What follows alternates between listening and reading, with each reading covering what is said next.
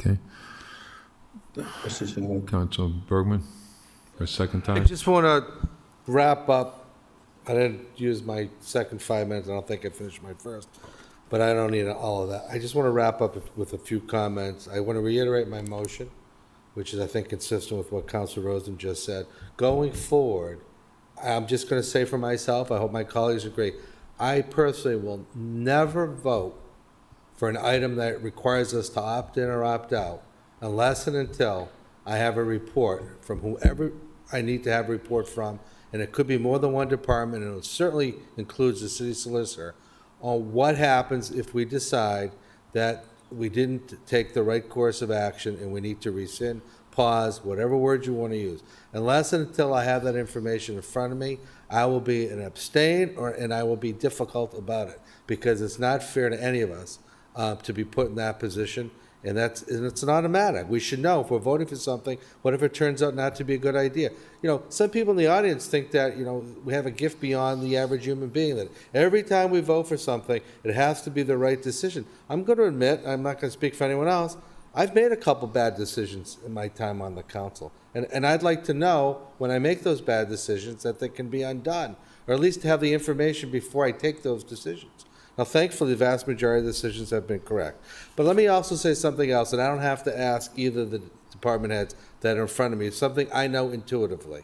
There's nobody, no other colleague of mine or anyone else that's going to ever convince me that the cities and towns in Massachusetts that don't have the specialized stretch code are at a disadvantage compared to Worcester that has it, as far as attracting developers. It just doesn't make any sense. It doesn't make any sense, just like a comment a while ago that people might move to Worcester if we allow chickens. It just doesn't make sense. Not to me anyways. Maybe to other people it does. So the specialized stretch code, yeah, it is a disadvantage. Now, could we work with it? Yeah, we could.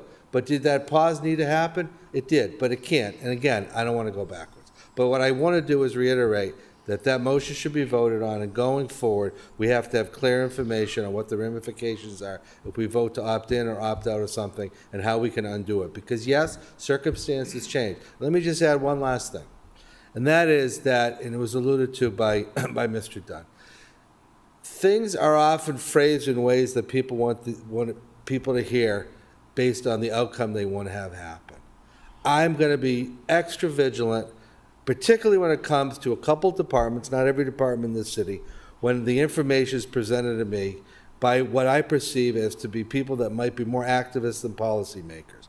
Because much of the information, and I don't want to skip over this, much of the information I heard 2.5 years ago turns out to be not accurate whatsoever. Now, granted, it could have been just information that was available at the time, and it turned out not to be accurate. But when people are striving for a result, oftentimes it's easier to cater what is said in a way that tries to get you the result you want to get. And it's on me. I voted for this.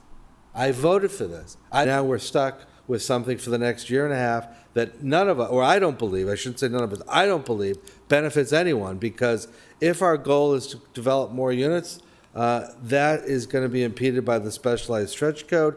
We have to put Worcester in a place, Mr. Chairman, where developers look at Worcester differently than other communities and say Worcester has something that other communities don't have. Being one of 19 or so communities that have adopted the specialized stretch code, my opinion only, isn't going to get us the interest from the developers that the other 351 minus 19 communities are going to get without having the specialized stretch code.